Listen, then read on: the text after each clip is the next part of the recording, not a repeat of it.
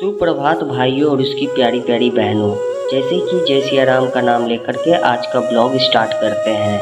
और यहाँ फील्ड में दो व्यक्ति आपस में फुटबॉल खेलते हैं और ये सब देखकर हमसे ना हो पाएगा, कसम खाते हैं।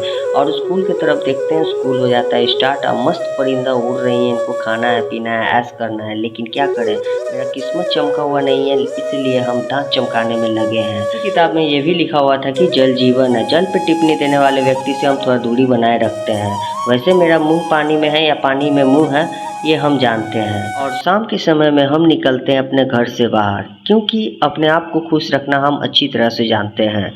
कोई हंस रहा है, कोई रो रहा है, कोई गा रहा है, हमको घंटा ना फर्क पड़ता है।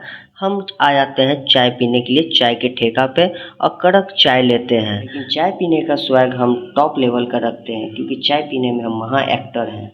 और 50 नोट देते हैं, हमको 2 चिल्लर भैया थमा देते हैं। लेकिन कोई बात नहीं, मिलते हैं नेक्स्ट ब्लॉग में। आप लाइक सब्सक्राइब ठोक दीजिएगा। Bye bye.